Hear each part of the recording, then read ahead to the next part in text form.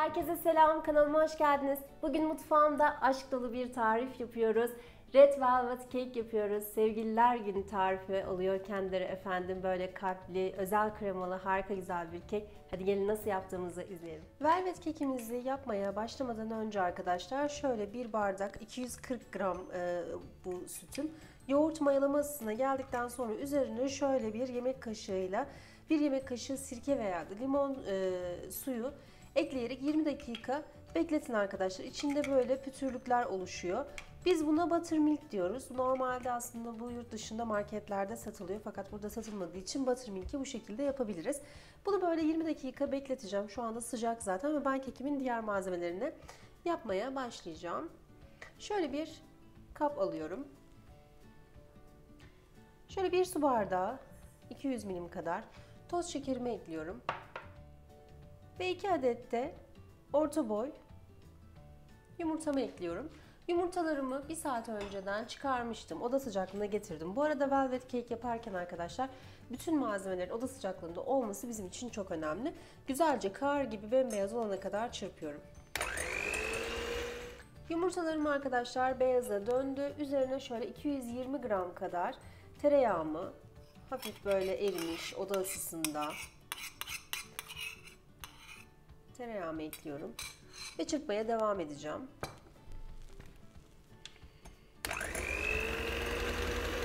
Kekim böyle güzel bir krema kıvamına geldi. Hazırlamış olduğum buttermilk'imi de bakın içerisinde böyle pütürlüklerin olması gerekiyor. Tamamını ekliyorum arkadaşlar ve çırpmaya devam ediyorum.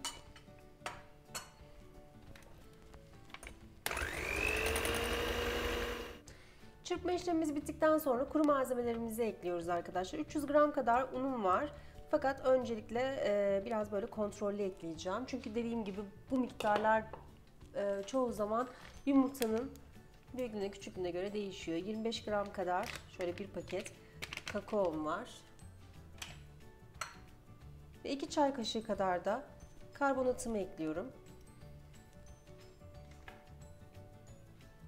Ve malzemelerimi eliyorum.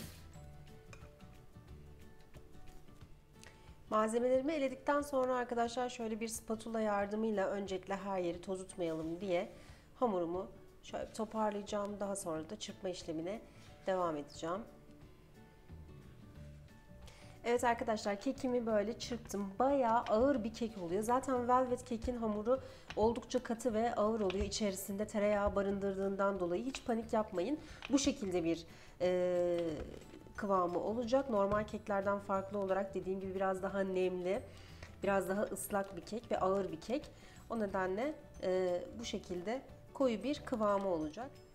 Ve arkadaşlar velvet kekin olmazsa olmazı gıda boyamızı ekleyeceğiz. Şöyle 2 çay kaşığı kadar, benimki jel olduğu için jel yeterli. Toz kullanacaksanız da yine 1 tatlı kaşığı kadar kullanmanız yeterli olacaktır.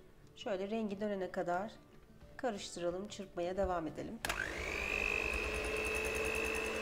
Kekimi spatula ile de güzelce yaydım arkadaşlar. Artık fırına gitmek için hazır. Ben fırınımı 150 derecede önceden ısıtmıştım. Şimdi 160 dereceye alacağım ve böyle kürdan testi yaparak pişireceğim. Yaklaşık 25-30 dakika içerisinde de pişiyor. Kürdanınız temiz çıkmaya başladıktan sonra hiçbir şekilde fırında bekletmeden hemen çıkaralım fırından. Ekstra fazla pişirmeyelim. Kekimiz fırında pişiyor arkadaşlar. Çok da güzel bir kremam var. Hemen o kremamı yapacağım. 100 gram kadar oda ısısında bekletmiş olduğum, oda ısısında olacak, erimiş olmayacak, tereyağımı ekliyorum. Önce şöyle tereyağımı birazcık açmak istiyorum.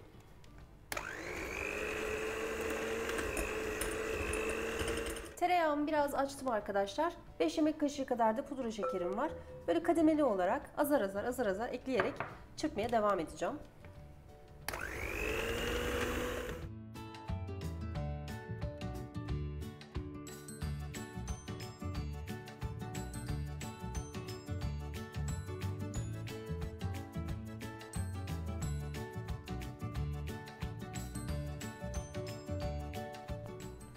Tereyağı ile pudra şekerini güzelce çırptım arkadaşlar. Şöyle de kenara topluyorum kremamı.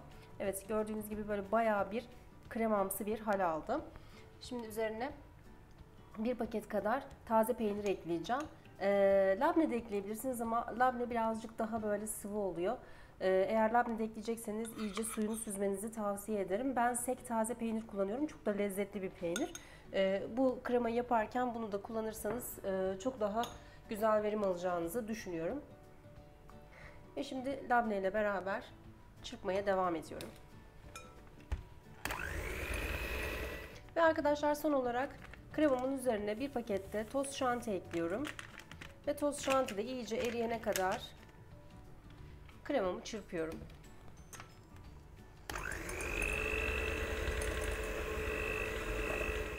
Kremamızı da arkadaşlar çırptım. Evet, şöyle güzel koyu kıvamlı bir kremamız oldu. Eğer sizin daha da böyle açık kıvamlı bir kremaya ihtiyacınız varsa sütle açabilirsiniz kremanızı. Yani yarım çay bardağı, bir çay bardağına kadar kremanızı açabilirsiniz. Ama normalde gerçek bir velvet cake kreması bu şekilde koyu ve yoğun bir krema oluyor. Yani kek de yoğun oluyor, krema da yoğun oluyor. Kekim arkadaşlar fırından çıktı. Şöyle size göstereyim. Her tarafı iyice de pişmiş. Ben tabii ki daha öncesinde kontrol ettim. Altı tamamıyla çıkabiliyor. O nedenle şöyle bir kalp kalıbım var. Bu kalp kalıbımla çıkarabildiğim kadar kekler çıkaracağım. Bu arada kekinizin oda ısısına gelmiş olmasına dikkat edin arkadaşlar. Bakın şöyle ıslak, nemli bir yapısının olması gerekiyor.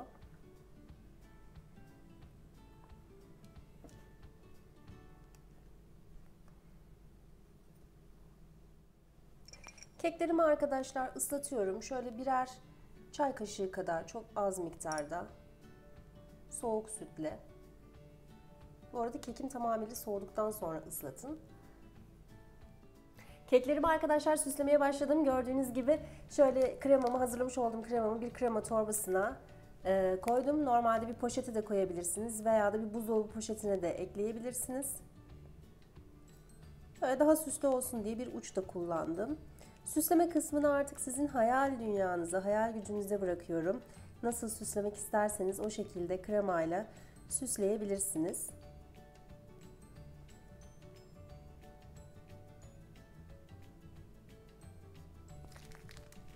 Keklerimin yarısını bu şekilde kremalayacağım. Diğer yarısını üzerine ekleyeceğim.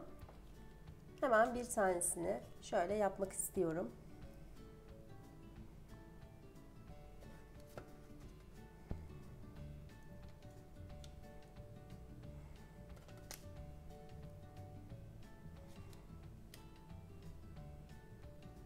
Gerçekten görüntüleri muhteşem olmaya başladı. Sevdiğiniz insanların kalbini bence bu pastayla çok rahat bir şekilde çalabileceksiniz.